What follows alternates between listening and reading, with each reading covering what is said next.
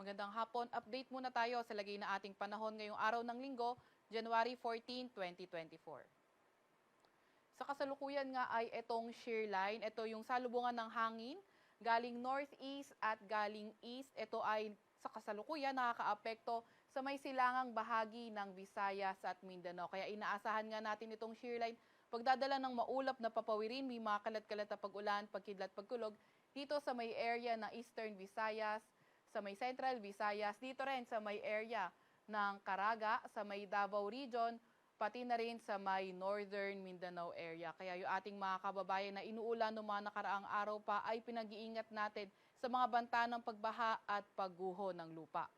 Etong Northeast Monsoon naman o amiha nakakaapekto pa rin dito sa may Luzon area at sa nalalabing bahagi ng Visayas area. And itong Northeast Monsoon, inaasahan na magdadala ng maulap na papawirin na may mga mahihinang pag-ulan, particularly dito sa may Cordillera Administrative Region, sa may mainland Cagayan, sa may Isabela, sa may Aurora, pati na rin sa may Quezon, sa may Bicol Region, sa may Marinduque, sa may Romblon, pati na rin sa may area ng Oriental Mindoro.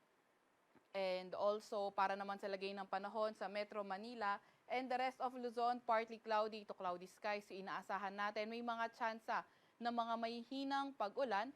At para naman sa nalalabing bahagi ng ating bansa, partly cloudy to cloudy skies, may mga tsansa ng mga localized thunderstorms. Kaya yung ating mga kababayan ay pinag-iingat natin sa banta ng pagbaha at pagguho ng lupa, lalo na yung mga inuulan nung mga nakaraang araw pa, at yung ating mga Regional Services Division maglalabas ng rainfall advisory, heavy rainfall warning o di kaya thunderstorm advisory kung kinakailangan.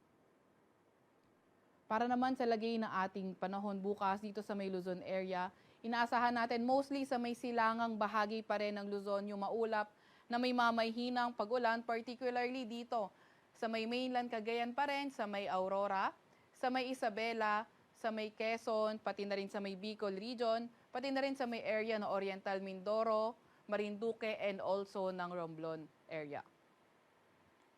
Para naman sa nalalabing bahagi ng Luzon, partly cloudy to cloudy skies, may mga mahihinang pag-ulan na lamang yung ating mga inaasahan. Kuwat ang temperatura sa Metro Manila, 20 to 29 degrees Celsius.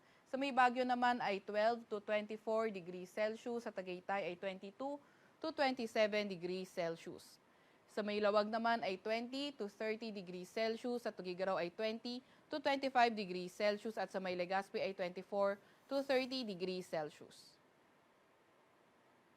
Para naman sa lagay ng panahon sa may Visayas and also sa Mindanao for tomorrow, naasahan natin na maulap na papawiri na may mga kalat-kalat pa rin na pag-ulan, pagkidlat, pagkulog, yung dala ng shear line, mostly dito sa may area ng Eastern Visayas, sa may Caraga, Northern Mindanao at sa may Davao Region. Samantalang yung amihan, posible nga lumakas at makaapekto na magdala ng maulap na papawirin na may mga mahihinang pag-ulan dito sa may Western at sa may Central Visayas. Para naman sa lagay ng panahon sa nalalabing bahagi nitong Mindanao area, kabilang na nga itong Palawan area, partly cloudy to cloudy skies, may hinang pag-ulan yung ating inaasahan. At sa nalalabing bahagi naman dito, sa may bandang south ng Mindanao, partly cloudy to cloudy skies, may mga tsansa ng mga localized thunderstorms. Guwat ang temperatura para dito sa may Puerto Princesa, 25 to 31 degrees Celsius. Para naman sa Cebu at Cagayan de Oro ay 25 to 29 degrees Celsius.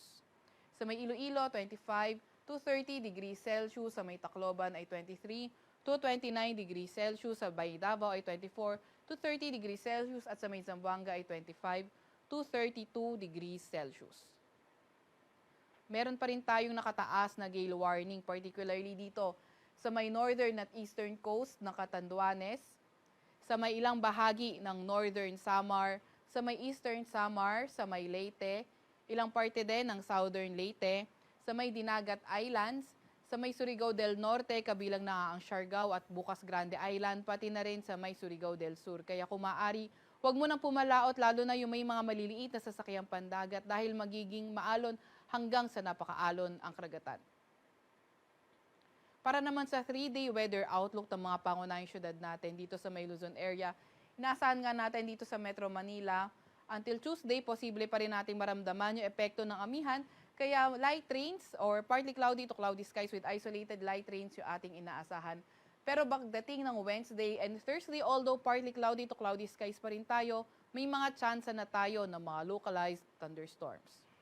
Sa Baguio City naman ay hanggang Wednesday, yung partly cloudy to cloudy skies na may mga mahihinang pagulan, and pagdating nga ng Thursday, posible na yung mga localized thunderstorms. Sa Legazpi City naman ay posible yung maulap na papawiri na may mga mahihinang pagulan until Tuesday. Then pagdating ng Wednesday and also ng Thursday, partly cloudy to cloudy na tayo, may mga tsansa ng mga localized thunderstorms. Dito sa Metro Manila, agwat ang temperatura from Tuesday to Thursday na asahan natin maglalaro mula 22 to 32 degrees Celsius. Sa may Baguio City naman ay 13 to 25 degrees Celsius at sa Legazpi City ay 24 to 32 degrees Celsius. Para naman sa mga pangunahing syudad sa may Visayas area, inaasahan natin sa Metro Cebu, pagdating ng Tuesday, maulap na yung papawirin, may mga mahihinang pagulan, pero pagdating ng Wednesday and Thursday, posible na nga partly cloudy to cloudy skies, pero may mga localized thunderstorms pa rin tayo. Kuwat ang temperatura sa Metro Cebu from Tuesday to Thursday maglalaro mula 24 to 32 degrees Celsius.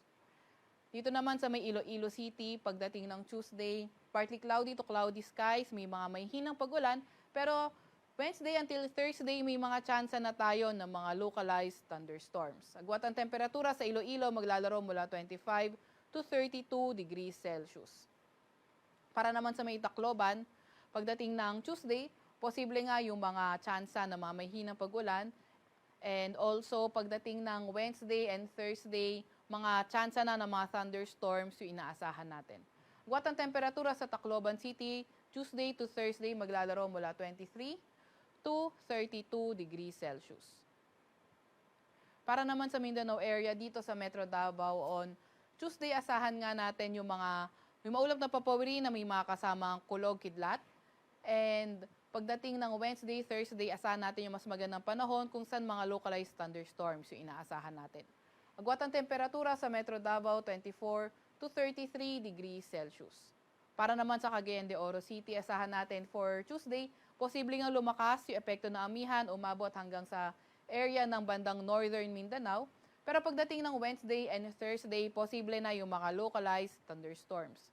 Agwat ang temperatura sa may Cagayan de Oro City maglalaro mula 24 to 32 degrees Celsius. Para naman sa may Zamboanga City, posible pa nga rin umabot yung amihan, kaya partly cloudy to cloudy skies na may mga mahihinang pag-ulan by Tuesday, pero pagdating ng Wednesday and Thursday, posible na nga yung mga localized thunderstorms. Agwat ang temperatura sa may Zamboanga City maglalaro mula 25 to 34 degrees Celsius. Para sa Kalakhang, Maynila, ang araw ay lulubog mamayang 5:45 ng hapon at sisikat bukas ng 6:25 ng umaga. Huwag magpapahuli sa update ng Pag-asa. I-follow at i-like ang aming Facebook at Twitter account, DOST_Pag-asa. Mag-subscribe sa aming YouTube channel, DOST-Pag-asa Weather Report, at bisitahin ang aming website para sa detalyadong impormasyon, pag-asa.dost.gov.ph. At yan munang latest mula sa Weather Forecasting Center ng Pag-asa. Veronica C. Torres nag-ulat.